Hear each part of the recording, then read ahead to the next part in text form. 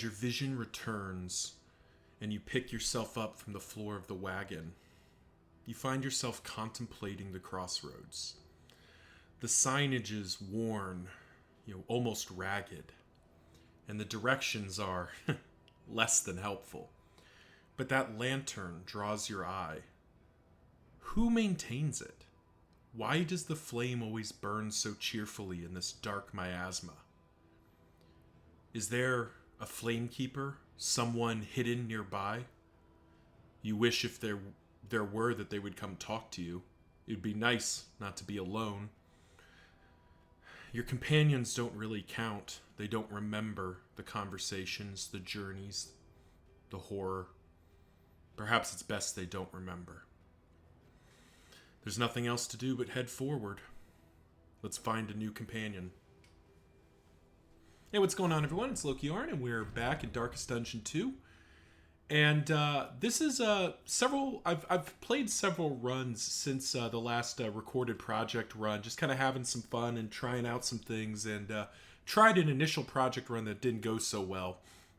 So as you can see, I've officially unlocked everything for the Occultist, and I've quite enjoyed playing with him. So what we're going to do today is take out another Occultist run, and this one was partially inspired by some of our traits. So first of all, we have the Hellion Boudicca, who is a master.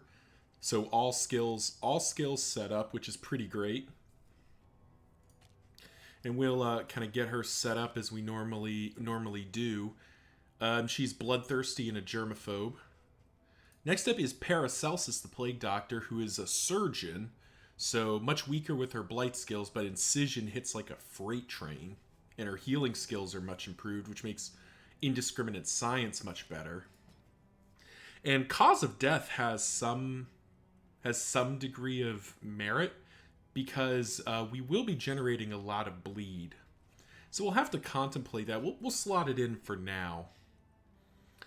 But we definitely want to have a bit of flexibility here. Then Highwayman Dismas is simply just a wanderer. So I think we'll probably just leave him as he is, but we will slot in Open Vein to help support our Cause of Death here.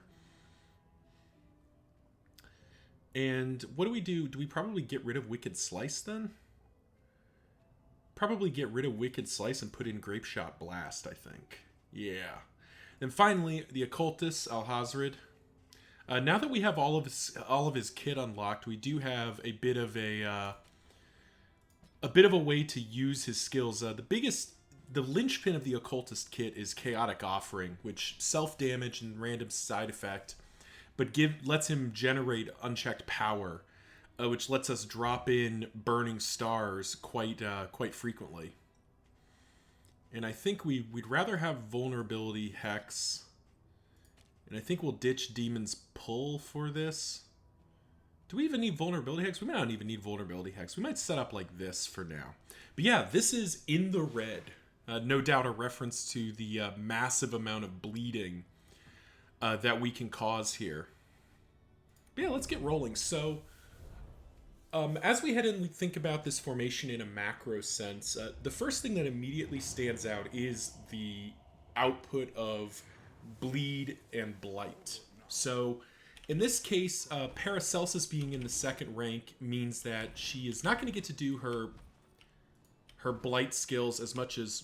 Oh, it would help if I was pushing W. Not going to get to use her blight skills as much as normal, which is fine because she's a surgeon, so her blight skills are less good anyway. But Boudicca and Dismas both can have bleed skills, though Boudicca's aren't very good for the most part. And Alhazred can bleed your own companions.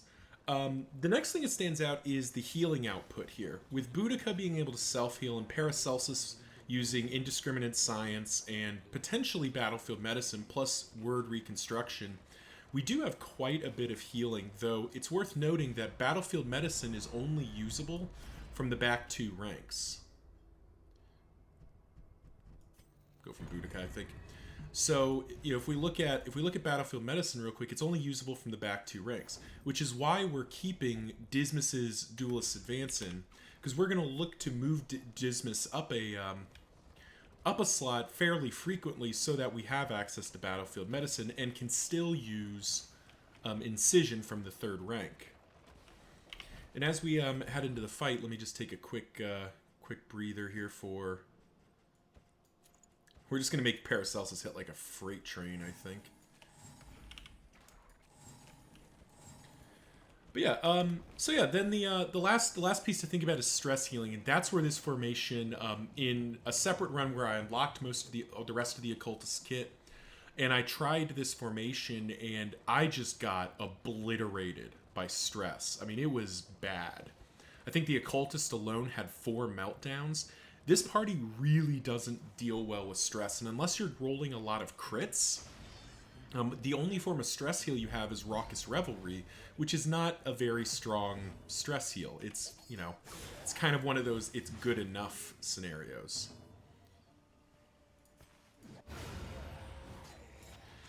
But yeah, so that's the formation in a nutshell. Well, we're not gonna chaotic offering for a lost soul that's already dead. But that's the formation overall. You have very high healing output and very high damage output, both from dots and just kind of raw damage output. I mean, the Highwayman crits for days. Paracelsus getting to use Incision. Now, granted, some of that's the bias of, oh wow, another Heartseeker. That's kind of sweet. Granted, some of that is the a bias being caused by Paracelsus being a surgeon. And I do think this formation works a lot better if she is a surgeon. But even if she wasn't, it would still be quite high damage output because Incision hits fairly hard. 3-6 base with a 3 bleed. I mean, that's a pretty solid hit.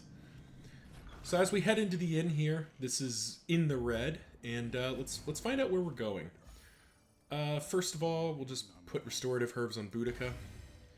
Who can we put the whiskey on? Boudicca and Dismas seem like our closest initial relationship here. Nice. Up to 4. And let's check our provisioner. We got a dartboard and a triage kit. We'll take the dartboard. Nice. So up to 5. All right. And as we dive in, because Boudicca's a master, we actually get to upgrade something else. And I think we could upgrade Chaotic Offering. That would be a nice improvement. It kind of make Alhazred's kit a little bit less painful. But I think we actually upgrade Indiscriminate Science first. And the reason is that because we can't always have Battlefield Medicine handy, Indiscriminate Science removing all positive and all negative tokens is quite impactful. And we'll upgrade Incision later because it's going to do plenty of damage first round. This is nice to have. Kyurgen's Directory early is kind of nice because we can make sure to get rid of any... We can get rid of like Hydrophobe. Definitely want to get rid of Stiff Knees. Scatterbrained isn't too bad. Neither is Germaphobe. So let's see where we're headed. So we could head into the Tangle. Would get a lot of Academics caches, try to win 3 resistance encounters for 500 hope, or we could head into the Fodor, try to fight 4 road battles, and get a plus 6% crit Heartseeker. This is tricky, because this formation can beat the Harvest Child, but can also beat the Dreaming General quite handily. Heartseeker did not make the list of Zone 1 Harvest Child for good reason. 6% crit just isn't enough. I know I've got 2 Heartseekers equipped, but that's because I don't have any other trinkets to put in. Plus, we have to win at least 4 road battles. That can be quite difficult at times. So I think we'll head into the Tangle. We don't really care whether or not we get the 500 hope, but we can definitely beat the Dreaming General with this formation, I think. And that will set us up to ramp in power. So thank you all for watching. Remember, like, comment, subscribe. You know the drill. Let the YouTube algorithm know I make content you like to watch. And yeah, I hope you enjoy the start of this project run with the formation in the red as we head into the Tangle. Until next time, see ya.